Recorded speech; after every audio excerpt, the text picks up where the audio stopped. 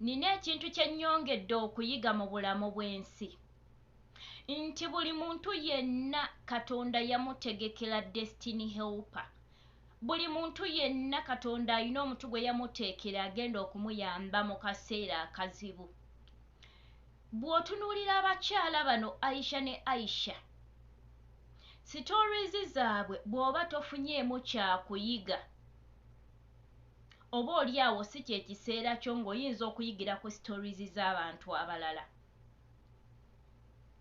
Njagala otunuulira engeri Mukama gye yakonekutinga mu Aisha ne Mukalakaasa Mr. Ken. Otunuulira Mukama gye yakonekutinzeemu Kadaama ono ne Uncle Vicky nga Mukama anoonya butya bw'agenda okutaasa abantu bano. Mukama yakimanya nti singa Aisha Kadaama akomawo e Uganda n'asanga nga teri ssente, Aisha yali waakweteekamu muguwa oba kwewa butwa. Kojja bw'ataali musse, kojja ye bw'ataalisoose kumukola kikyamu, ye ng'omuntu yali wekwewa butwa oba kweteekamu omuguwa. Naye laba Mukama bw'amuwa amagezi nti contactinga Uncle Vicky. Kumbe Mukama amukonekitinga ku destiny helper we, amukonekitinga ku muntu agenda okutaasa obulamu bwe, amukonekitinga ku muntu agenda okumuzza engulu asobole okufunako obuyambi. Twebaza Uncle Vicky kuba nti kati Aisha atandise okufuna abantu abamuyambako. Era kati newankubadde nti Aisha alina obulumi, waba ayogera omulaba nga alina obulumi, buli lwayogera amaziga ne gamuyitamu, naye tuyina essuubi nti gano amaziga gagenda kuggwaawo. Tuyina essuubi nti olunaku lumu ebbanga eritali lyawala Aisha agenda kuba aseka ng'ebya kkojja yabyerabira. Ate tuyina n'essuubi kkojja okusesema ebintu by'omwana ono. Essuubi ndiyina erya kkojja okusesema ebintu by'omwana ono oba okubaako byazza. Kati bw'otunuulira Aisha eyayagala bba wa Mukama we, n'otunuulira engeri ebintu bye gye byatambulamu, bannange oyongera okutya omukono gwa Katonda, oyongera omanya nti ddala abantu balina emikisa gyabwe ate ba destiny helper gye bali. Mujja w'omukyalo ono Aisha yalowooza nti kyakoze ekyokusindika Kenny okugenda okuswaza Aisha n'okumutiisatiisa nti ekyo kyakoze akoze kya kitalo nnyo. Kumbe ayongera kuba nti atemera Aisha ekkubo erigenda okuba nti limutuusa mu kifo ye Mukama w'ayagala omuteeka. Gwe bagenda okuswaza ate yasindika baswaze, yafundikira yaswadde. Boosi yafundikira yaswadde ng'omupiira guzze gyali nga social media tutandise omutunuuliza emmundu era ekyamuyamba butamuleeta mu kamera.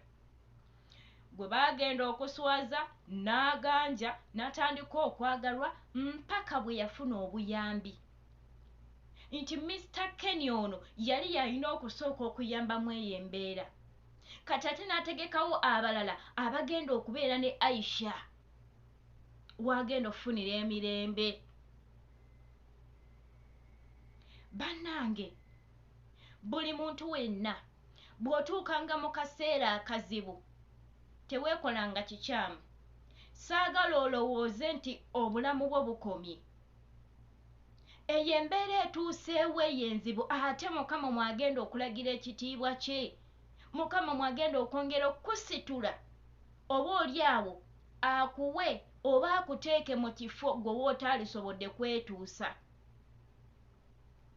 Waliwo ebizibu ebijja nga sitaani abireese alowooza nti agenda kuba amazeewo obulamu bwo, kumba ayongera kusindiikiriza mu magenda go, ayongera kusindiikiriza mu bifo ebya waggulu.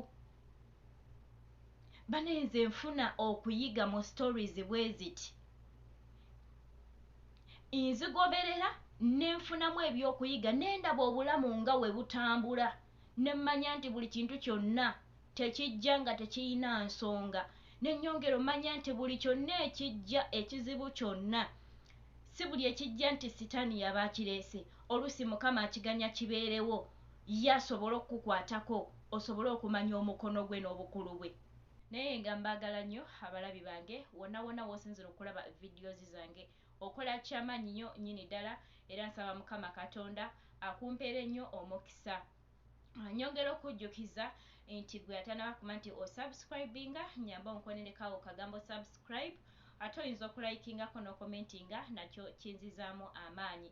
Njagala ojjukirenga nti kweno channel bambi tusiga kwagala tetusiga bukyayi. Tetukomentinga comment zivuma, tetwevumira mu comment section, tusige love wabula tetusiga bukyayi. Mbagala nnyo, Mukama Katonda bankumire nnyo, musiibe bulungi, musule bulungi, tusinkane mu video eziddako. Mukama abankumire. Bye bye.